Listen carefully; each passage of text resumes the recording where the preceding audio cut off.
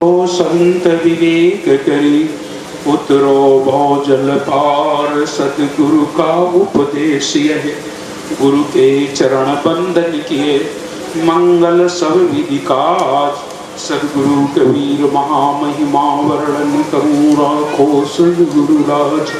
हे सदगुरु संतन रमण श्वेत कंज सुखधाम। सदग्रंथन प्रारंभ करूं करके तुम्हें प्रणाम। साहे बंदगी साहे। प्रातः स्मरणीय जगत वंदनीय जन जन के नायक कण कण में विराजमान सत्य पुरुष परमात्मा सदगुरु कबीर साहेब, तत्स्वरूप परम पूज्य पंच हुजूर प्रकाश मीनाम साहेब, परम पूज्य पंच उदित मीनाम साहेब के पावन चरणों में कोटि कोटि बंदगी। परम पूज्य गुरुदेव महान श्री लालदास जी साहेब, परम पूज्य गुरुदेव महान श्री बालक दास जी साहेब के पावन चरणों में कोटि कोटि बंदगी। आज के इस पावन अवसर पर उपस्थित संतजन, नए प्रेमी सज्जनों, श्रद्धामयी भक्तिमयी ममतामयी माताओं बहनों, नवयुवक साथियों, वसुंधरा की गोद में खेलने वाले नौनिहाल बाल गोपालों, आप सभी लोगों को मेरी ओर से सप्रेम साहे बंदगी साहे। बड़े ही हर्ष की बात है कि आज बहुत समय बाद सत्संवेद साप्ताहिक सत्य ज्ञानी अच का ये कार्यक्रम आपके ग्राम में हो रहा है। वैसे तो प्रतिवर्ष 3 दिवसीय कार्यक्रम होता चला रहा है और ये कार्यक्रम आज नहीं बल्कि 96 में अगहन के महीने में ये कार्यक्रम प्रारंभ हुआ था। इसके बाद लगातार हमारे बीच में जयशंकर जी आज नहीं है, वो इस कार्यक्रम को इस ग्राम में लाए थे। जयशंकर प्रसाद जी राम सजीवन के मौसिया हैं और सन 96 में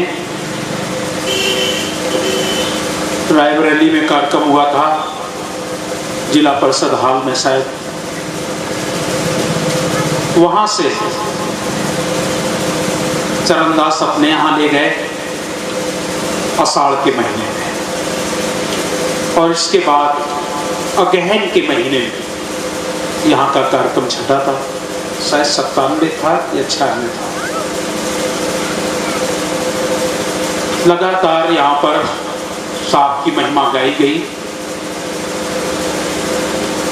आज पुनः ये अवसर हम सब लोगों को मिल रहा है। ये अवसर हमेशा नहीं प्राप्त होते हैं। बड़े ही कोटि जन्मों के पुण्य से साहब कहते हैं, धन्य मातु पितु धन्य है, धन्य हृदय अनुरक्त, धन्य ग्राम वो जानिए जहां जन्मे गुरुभक्त। भक्ति प्रभाव मिटी सकल धर्मदास की पीर, कोटि जन्म के पुण्य से सदगुरु मिले कबीर। करोड़ों जन्म का पुण्य जब उदय होता है तो सदगुरु कबीर साहब आपको प्राप्त होते हैं और उनकी महिमा हमें मिलती है। और भी संतों ने इस बारे में कहा है, सुत दारा और लक्ष्मी एक पापियों के घर, सुत दारा और लक्ष्मी एक पापियों के घर होए, संत समागम हरि कथा मिलना दुर्लभ हो। बेटा बेटी पैसा एक तो पापी के घर भी होता है। जो महान पापी होते हैं उनके घर में भी बेटा होता है, बेटी होती है, पत्नी होती है, पैसा होता है, गाड़ियां होती हैं, घर होते हैं। सुत दारा और लक्ष्मी एक पापी के घर होए, लेकिन संत समागम हरि कथा मिलना दुर्लभ। ये सबको प्राप्त नहीं होते हैं, ये सबको प्राप्त नहीं होते हैं। अगर सभी को प्राप्त होते तो आज संसार में ये संसार ही ना होता, सब चले गए होते अपने घर। बड़े बड़े लोग पैसा तो इकट्ठा कर लेते हैं, पैसा ही नहीं इकट्ठा कर लेते हैं, लेकिन उस पैसे के बल पर बड़े बड़े मठ बनवा लेते हैं, बड़े बड़े आश्रम बनवा लेते हैं। लेकिन बड़े बड़े मठ और मंदिर बनवा लेने के बाद उनके पास इतना समय नहीं होता है कि वो अपने मठ में जाकर के 2 अगरबत्ती जला दें, 2 फूल चढ़ा दें, या वहां बैठ करके कोई चिंतन मनन कर सकें। ऐसा आज तमाम आपको देखने को मिल जाता है कि लोग मठ मंदिर तो बनवा लेते हैं, लेकिन चिंतन भजन करने के लिए उनके पास समय नहीं होता है। और जितना बड़ा आदमी है, कुछ ही लोग ऐसे होते हैं जो पैसे से बढ़ जाए, विद्या से बढ़ जाए, पद प्रतिष्ठा में बढ़ जाए और फिर वो भक्ति को ध्यान करे, ऐसे बहुत कम लोग होते हैं। नहीं तो ज्यादातर लोगों के पास जहां पैसा बढ़ा, पद प्रतिष्ठा बढ़ी, तो वो अपने आप को समझते हैं मैं बहुत व्यस्त हो गया हूं।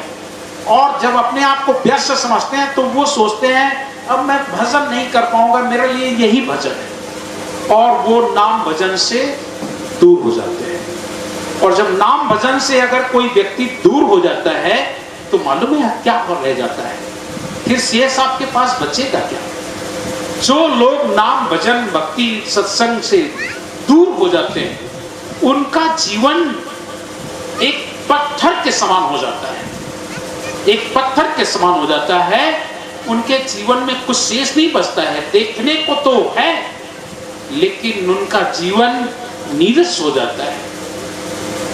भक्ति भजन सत्संग एक ऐसी वस्तु है जो मनुष्य के अंदर विनय, विनम्रता, गुण भर के रखती है। पैसा जब हो जाता है तो लोग अकड़ के कर जाते हैं, पद हो गया तो और अकड़ जाते हैं, और कहीं उनको चारों तरफ थोड़ा नाम हो गया तो फिर वो इंसान को इंसान ही नहीं समझते हैं। ऐसा समय हो जाता है। इसलिए साहब कहते हैं सुत दारा और लक्ष्मी एक पापी के घर, पापी नहीं पापी के घर, महान पापी, उनके घर सुत दारा और लक्ष्मी एक पापी के घर होए, लेकिन संत समागम हरि कथा मिलना दुर्लभ। संतों का समागम और उस परमात्मा की कथा ये मिलना बहुत दुर्लभ है, बहुत दुर्लभ है। दुर्लभ नहीं, बहुत दुर्लभ है। राजा तो बहुत हुए, लेकिन कुछ ही राजा ऐसे हुए हैं जिनके जीवन में भक्ति आई हो, भजन मिला हो, उन्हें ध्यान पूजन करने का अवसर मिला हो। राजा जाने कब से चले आ रहे हैं, लोग राजा पर राजा बनते चले आ रहे हैं, उनके कुल में राजगद्दियां चली आ रही हैं, लेकिन भक्ति भजन सत्संग सबको नहीं प्राप्त होता है। ऐसे बहुत कम लोग हुए। राजा शिव हुए, राजा रघु हुए, भगवान राम राजा हुए, राजा कसुरी राजा हुए, इनके जीवन में भक्ति आई। महात्मा बुद्ध हुए, जो महात्मा बुद्ध इतने सरल सहज, और उन्होंने इस संसार को उस परमात्मा के चिंतन में असार समझ लिया, और असार समझ करके उन्होंने इस संसार को नहीं, अपनी राज्य को छोड़ दिया। राज्य ही नहीं छोड़ दिया, अपना इकलौता बेटा छोड़ दिया, अपनी पत्नी छोड़कर रात्रि को सोते समय 12 बजे निकल गए घर से, और कठोर तप किया, कठोर तप किया, चिंतन किया।